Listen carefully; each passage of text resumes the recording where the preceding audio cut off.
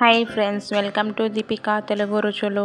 ఈ వీడియోలో ఎంతో టేస్టీగా త్వరగా తయారు చేసుకునే చింతపండు పులిహోరని ఎలా తయారు చేయాలో చూపిస్తున్నాను. పులిహోరను కొత్తగా చేసేవారైనా సరే నేను చెప్పిన ఈ పద్ధతిలో చేశారంటే చాలా రుచిగా వస్తుంది. ప్రతి ఇంట్లో ఏ పూజకైనా కంపల్సరీ చేసే రెసిపీ ఈ చింతపండు పులిహోర. పులిహోరలోకి చింతపండును ఉడికించడం దగ్గర నుంచి రైస్లోకి చింతపండును కలిపే వరకు ప్రతిదీ వివరంగా చూపిస్తున్నాను కాబట్టి వీడియోను స్కిప్ చేయకుండా పూర్తిగా చూడండి. వీడియోను స్కిప్ చేస్తూ చూసారంటే సరిగ్గా అర్థం కాదు.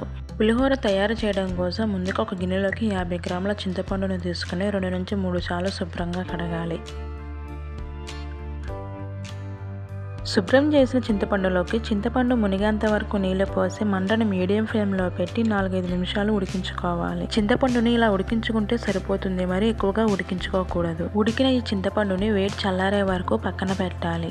ఇప్పుడు కుక్కర్లోకి పులిహోర కోసం 2 గ్లాసుల బియ్యం తీసుకోవాలి. 2 గ్లాసుల బియ్యం అంటే 1/2 కేజీ బియ్యం అని అర్థం. నేను తీసుకున్న 50 గ్రాముల చింతపండుకి 1/2 కేజీ బియ్యం సరిపోతాయి. బియ్యాన్ని 2 నుంచి 3 సార్లు శుభ్రంగా కడగాలి. శుభ్రం చేసిన బియ్యంలోకి 1 గ్లాసు బియ్యానికి 1.5 గ్లాసు నీళ్ళని తీసుకోవాలి. నేను తీసుకున్న 2 గ్లాసుల బియ్యానికి 3 గ్లాసుల నీళ్ళని తీసుకోవాలి. ఇందులోకి 1/2 స్పూన్ పసుపు, 1/2 స్పూన్ ఉప్పు, 1 స్పూన్ ఆయిల్, కొద్దిగా కరివేపాకు వేసి మూత పెట్టి 2 విజిల్స్ వచ్చే వరకు ఉడికించుకోవాలి. రైస్ ఉడికిన తర్వాత కుక్కర్లోని ఆవిరిని బయటికి పోనివ్వాలి. మూత తీసి గరిటెతో కలిపినప్పుడు రైస్ మొత్తం పొడి పొడిలాడుతూ ఉండాలి. ఇలా ఉంటే బాగుంటుంది. ఇప్పుడు ఈ రైస్ని వెడల్పుగా ఉన్న బేషన్లో వేసి వేడి చల్లారనివ్వాలి. రైస్ని బేషన్లో వేయడం వల్ల పులిహోర కలుపుకునేటప్పుడు మనకు వీలుగా ఉంటుంది. పులిహోరలో వేసుకునే పొడి కోసం ప్యాన్లోకి 1 స్పూన్ శనగపప్పు, 1 స్పూన్ మినప్పప్పు, 1/2 స్పూన్ మిరియాలు వేసి 2 నిమిషాలు దూరగా వేగనివ్వాలి. ఇందులోకి 1/2 స్పూన్ మెంతులు, 2 టేబుల్ స్పూన్ ధనియాలు వేసి మంచి సువాసన వచ్చేంత వరకు వేగనివ్వాలి. పులిహోరలో మెంతులు వేయడం వల్ల టేస్టీగా ఉంటుంది కానీ చేదుగా ఏమీ ఉండదు. కొద్దిగా ఆవాలు, జీలకర్ర, 2 టేబుల్ స్పూన్స్ నువ్వులు వేసి 1 నిమిషం ఫ్రై చేసుకుంటే సరిపోతుంది. దూరగా ఫ్రై చేసుకున్నాక వేడి చల్లారిన తర్వాత మిక్సీ జార్లోకి వేసుకుని మెత్తగా గ్రైండ్ చేయాలి. వీడియోలో నేను చూపిస్తున్న విధంగా గ్రైండ్ చేసుకుంటే సరిపోతుంది. ఇప్పుడు ఈ పౌడర్ని వేరొక బౌల్లోకి తీసుకోవాలి. అదే మిక్సీ జార్లోకి ఉడికించి చల్లార్చిన చింతపండుని మొత్తాన్ని వేసుకొని మెత్తగా గ్రైండ్ చేసుకోవాలి. చింతపండుని ఈ విధంగా గ్రైండ్ చేసుకుంటే సరిపోతుంది.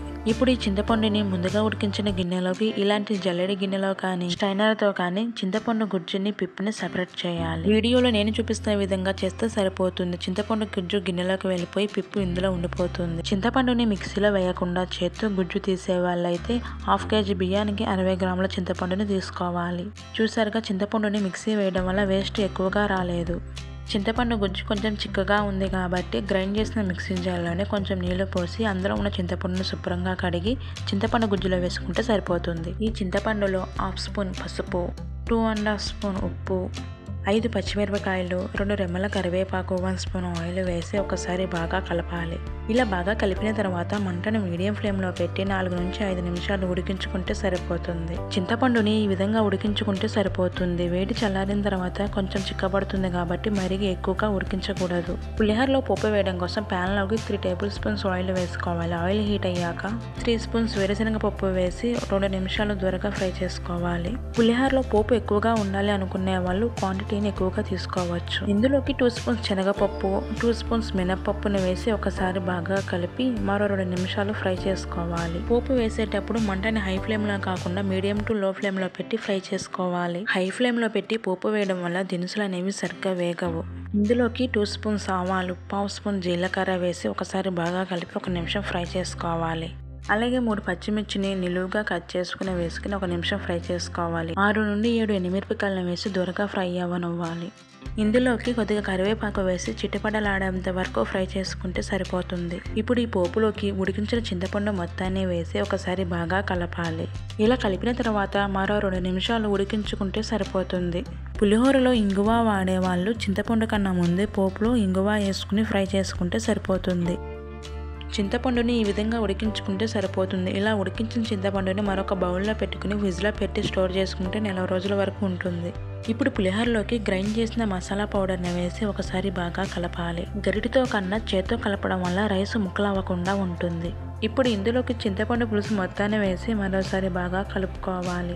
ఈ వీడియో మీకు నచ్చినట్లయితే ప్లీజ్ లైక్ చేసి షేర్ చేయండి. మరిన్ని వీడియోస్ కోసం ఛానల్ని సబ్స్క్రైబ్ చేసుకుని పక్కన ఉన్న బెల్ ఐకాన్ని ప్రెస్ చేసి ఆల్ అనే ఆప్షన్లో పెట్టుకోండి. నేను అప్లోడ్ చేసే ప్రతి ఒక్క వీడియో మీ మొబైల్కి నోటిఫికేషన్ ద్వారా వస్తాయి. ఆల్రెడీ సబ్స్క్రైబ్ చేసుకునే వాళ్ళు వీడియోస్ని ఫాలో చేయడానికి ట్రై చేయండి. సింపుల్ అండ్ టేస్టీగా అచ్చం గుడిలో పెట్టే ప్రసాదం లాగా చింతపండు పులిహోర రెడీ అయిపోయింది. కొత్తగా వంటలు నేర్చుకునే వాళ్ళైనా సరే నేను చెప్పిన ఈ కొలతలతో చింతపండు పులిహోర చేశారంటే మీరు ఫస్ట్ టైం చేశారంటే ఎవరూ నమ్మరు, అంత రుచిగా ఉంటుంది. Thank you for watching.